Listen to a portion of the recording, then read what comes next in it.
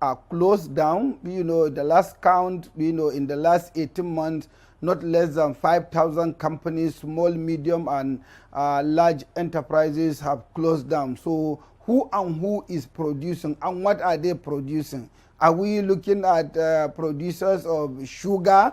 Or are we looking at producers of flour? Even them, they import bulk sugar, they import wheat to process. So what are we talking about import? You want to do even sandals. How many people are producing even sandals or shoes if government were to be buying, say, school shoes? Uniforms for students. Where are the textile companies?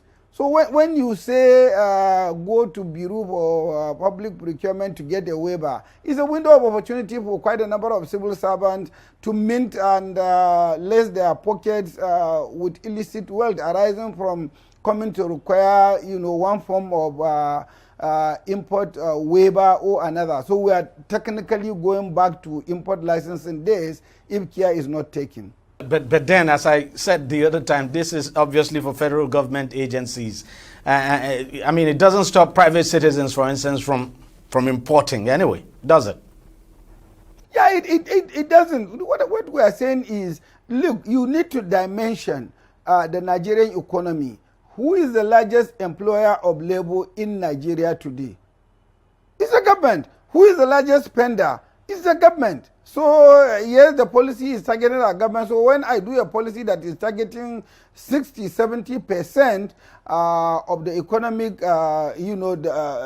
players, then I may as well make it for 100. So the 5-10% that are fringe players, they may buy as they wish. I don't have to oblige that, but I'm patriotic. I'm nationalistic. Quite a number of times you see me dressed in fabrics made in Nigeria because that is what I choose. This is by choice. And that is my patriotism, my way of showing that, yes, I believe in Nigeria and I'm a Nigerian and I so want to be a Nigerian that will see the country do better at any point in time. So going forward with this policy, over the next year or two, we should expect that, all government procurements, especially that has to do with, especially cars, for instance, we shouldn't be seeing, new cars being bought by the government now, to be foreign cars. I mean, but then another question I have to ask you.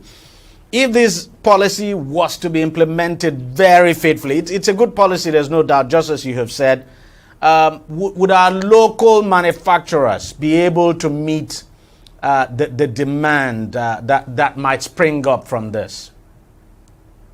Well, let's dimension it this way. It's an excellent policy, and it's a policy that can be an attraction, a basis to attract investors to come into the country and set up factories and industries to meet this demand. It's also a good policy that could incentivize Nigerians that have resources to set up factories, because then they know that there is a ready market. No one will produce any item when and where there are no buyers. So it's a good policy that could spur this, but the government should go a step further by making sure that this policy is implemented to the latter, and not just that, but other incentives that manufacturers, industrialists, investors will be requiring so that they can come into Nigeria and set up factories so that our children can get employment and poverty can be reduced, insecurity will then be significantly reduced or even disappear. The chain of reaction and the interwoven relationship of the factors or the variables. So Shaibu Idris, thank you very much for coming on the program, and thanks a lot for your insights. Thank you for having me. Thank you very much, sir. We'll take a short break and we'll be right back. Stay with us, don't go away. Opinions are free, facts are sacred, but truth is universal. How, in practical terms, can we, for instance, de-escalate the tension? President must see himself as the President of the Federal Republic. We know where the enemy is. 3 places. The Lake Chad Basin, the border area between Nigeria and Cameroon, and then the Sambisa Forest. On TV360, We give you a complete dose of everything. Opinion, facts, and undiluted truth. I hardly believe what politicians have said in this part of the world. A new Nigeria is possible, a future is possible. We delve into the issues, dissect it so that you can understand it, use it to take action. I don't think there's any need for any governor to look for grant for ranching. TV360, dissecting the issues. All right, welcome back. Let's continue the conversation now on the Nigerian First policy. I'm now being joined on the program by a former chairperson, that's chairman now, of Manufacturers Association of Nigeria, Papa Branch, Frank Onyebu, who is also a National Council member of MAN, as well as a director in manufacturing companies here in Lagos. Thank you very much for coming on the program. As a manufacturer, give me your take on this Nigeria First policy that the president just unveiled. I must say I'm upbeat. As a matter of fact, most manufacturers are upbeat at this initiative. I must say it's a very good initiative of government, and it's long overdue. It's one of the best news we've had in a long time, and we've actually been clamoring for it. This should not only encourage government agencies, but also the ordinary Nigerian, because if you see that the government is using made in Nigerian products, if you see that the government is patronizing made in Nigerian products, then the ordinary man would want to emulate that. But when the government is importing everything foreign, to the neglect of local manufacturers, of course, the ordinary Nigerians will do the same. So we are happy, we are upbeat, as a matter of fact. You can see what I'm wearing now is a Nigerian-made product, and we have a lot of clothes out there that are foreign. But we should patronize our own products. This is the right thing to do, and I'm very happy about that. But another question to ask would be, would local manufacturers have the capacity to meet the demand that we expect to come out of this? Because, you know, you would expect that the demand would be high, and there's always been that question about the capacity of our manufacturers to actually meet local demand. Yeah, certainly. The problem with manufacturing is not the capacity. We have a lot of capacity. The problem is that the environment has not been very friendly. A lot of manufacturers have actually packed up and moved to neighboring countries. If the government makes the environment friendly, and this is one of the ways to make it friendly, but there are also other ways. We need to have a way of encouraging people to go into manufacturing. Manufacturing is the backbone of any economy all over the world. And if we reduce some of the problems that have been causing manufacturers to leave, and will make the environment more friendly, more people will come. There are actually a lot of people out there that want to come into Nigeria, even foreigners. And once we make our environment conducive, I can assure you there is no capacity that is beyond the Nigerian manufacturer. There are lots of people who want to do business. And the businesses that are open are just, most people just go into buying and selling, importing things from abroad. But by the time the environment is good, there are so many warehouses that are empty. There are lots of people who want to manufacture. And even the existing ones that are producing are sometimes less than half the capacity. We increase their capacity. All it takes is for the government to make this environment very conducive. And I must say, one of the ways is to patronize made in Nigerian products. So, yes, to your question, I say yes, we have the capacity. So tell me now, just give us a vivid picture of what this policy would do for, say, a typical local manufacturing outfit in this country. Yeah, when this policy is, because we always talk about policy, the other one is implementation.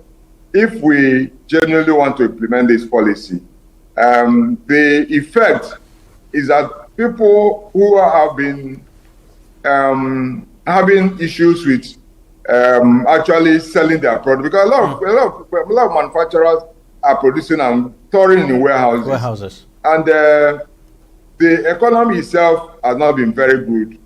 the demand is not been very good. So people are producing at less than their capacity.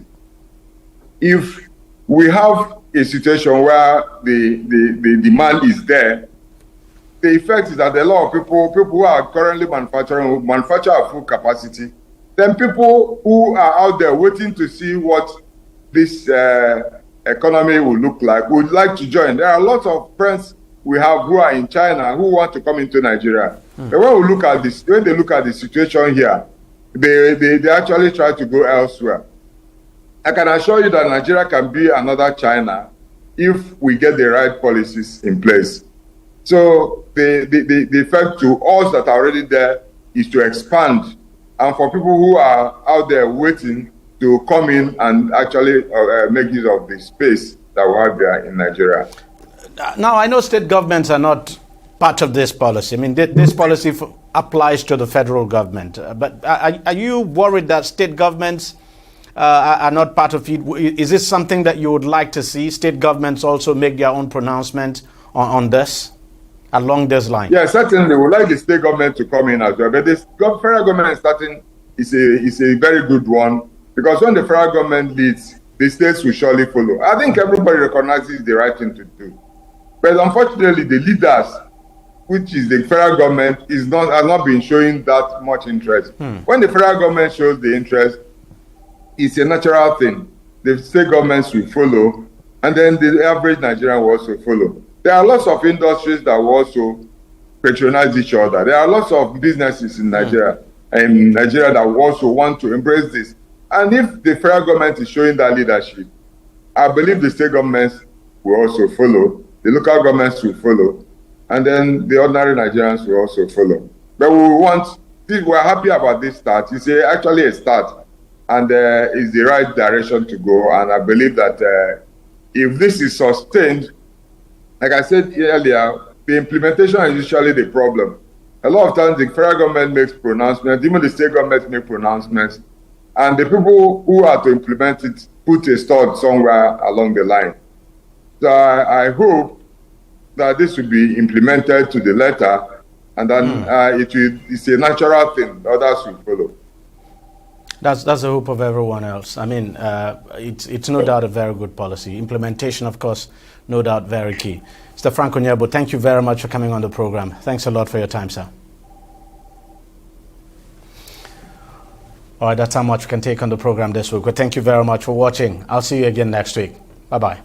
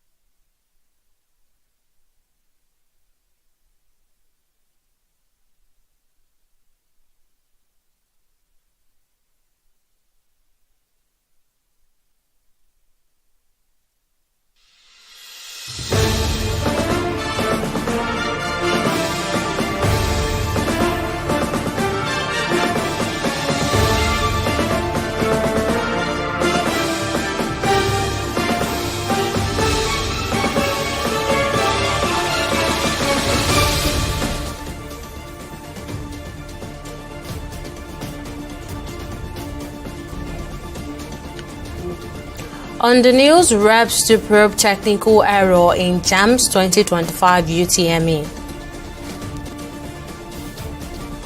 Nigeria's inflation rate dropped 3.71% in April 2025. And Lagos government tells residents to report tenancy agreement fee higher than 10%.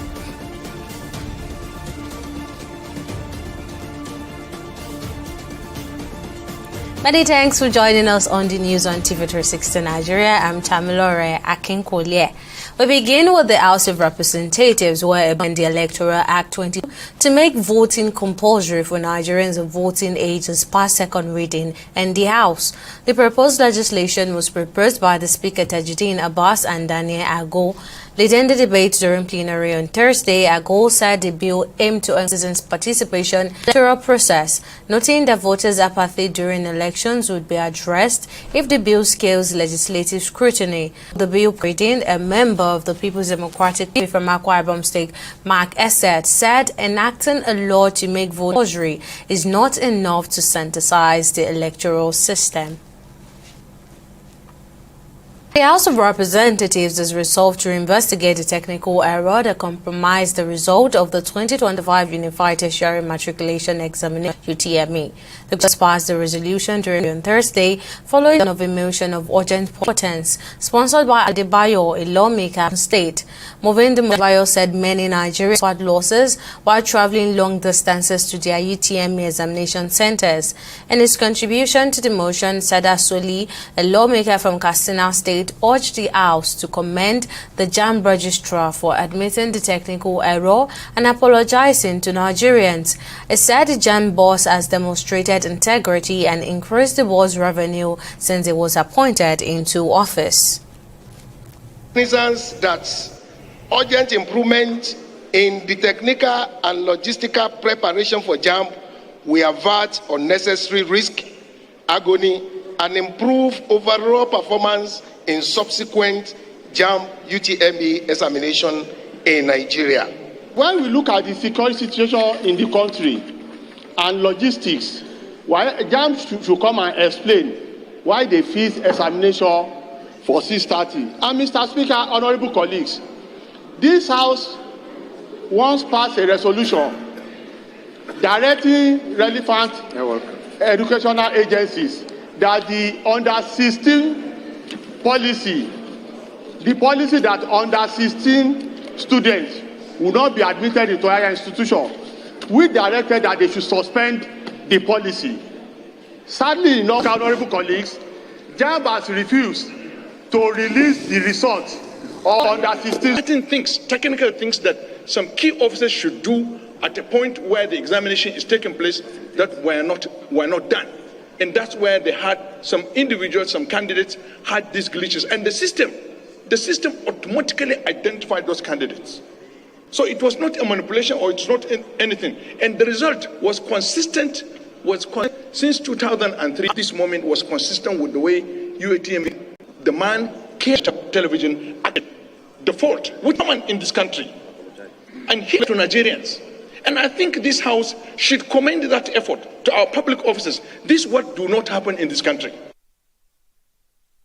Meanwhile, the National Association of Nigerian Students (NANS) has held the Joint Admission and Matriculation Board (JAMB) responsible for the tragic death of Timileyin Faith Okpesusi, a candidate who reportedly took a life in Ikorodu, Lagos, after scoring 190 in the 2025 Unified Tertiary Matriculation Examination. In a strongly worded statement issued by its Vice President, Tenyodin Onkbo, NANS accused JAMB of gross negligence and called for the immediate resignation of its registrar, Ishia Koloyede.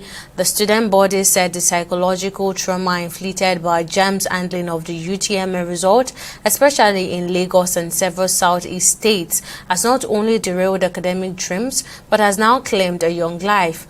Describing the incident as a national embarrassment and institutional disgrace, NANS demanded full responsibility from JAMB, including compensation, legal and psychological support for the bereaved family. While JAMB has announced a rescheduled exam for nearly 380 affected candidates, NANS insists that the process must be conducted with utmost fairness, warning that Nigerian students will not tolerate further incompetence. That was unpack the ongoing uproar in Nigeria's education sector following the recent UTME controversy. I am now being joined by Mr. Oriyomi Ogunwale, the team lead at EduPlanner. Thank you for joining us. Now, we see that JAMB admitted to systematic flaws in this year's result. Now, in your opinion, what do you think are the systematic flaws that could have led to technical error of this magnitude in an examination, in a national examination like UTME? Thank you for having me. I think in implementing an upgrade like this that JAMB has decided to do, which is actually to address the cases of examination malpractice, which is a very, very commendable effort by JAMB to actually move from the paper form-based system to a single tier-based system. It is a very, very laudable idea. However, I think in implementing something like this, it should have gone through a lot of tests and a lot of retesting. Now, from the press release made by the registrar, one of those things they talked about was that it was more of a human error, because you see that some of the security patches that were supposed to be done for the servers in the lag areas, in the lag states, were not done. And that was what cost over 300,000 students who their results were not consistent. So these are the big issues. And one of those things I would say, because when you say technical issues, you are saying the servers are wrong. But the servers were not wrong this time around. The other servers around the country were updated. It was just the ones for the lag area, the lag states, that were not updated, which is as a result of the officers in charge who did not update the security patch for these servers. So one of those things that I think could be done is, why did this happen? These individuals, what happened? Why weren't they able to go to these servers and update them? And I think this should be done. What the registrar has done so far is to describe what happened and the reason why the officers did not update these servers. This is something we are supposed to investigate. Sorry to cut. But with what you've said so far, we see that based on what you're saying now, it's the human section that adds the issue. Now, NANS has called for the resignation of the JAMB registrar and compensation for the victim's family that died. Now, are these demands reasonable, or are they too emotionally charged? And we also said that some lawmakers have praised JAMB's registrar for admitting the error and increasing revenue. What is your take on these two issues? I think the uproar around this year's results has been too emotional for me as an education expert, in the sense that when you look at the difference between the failure rate of last year and this year, it's just 1%. So was this uproar available last year? And I think for me, like, technology coming in now from JAMB is going to address this examination malpractice issues, which will also address other issues.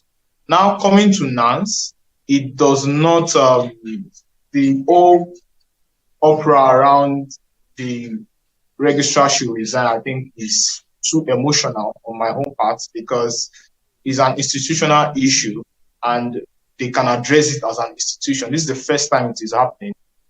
Unless there's a repeat, I don't think there should be any resignation from the red ground. And I think a very good call for them to compensate the family. Now, coming to our lawmakers, I think when you are looking at issues like this, the primary role of JAMB is to organize examinations, not to generate revenue for the government. And I think since Professor Loyede came into as JAMB registrar, the revenue has shot up a bit. And that is not a fair thing on participants who keep writing this examination every year. Some have called for the fact that JAMB should be extended beyond the 1 year expiry dates to 2 years. And I still think also that government should be subsidizing examinations like this.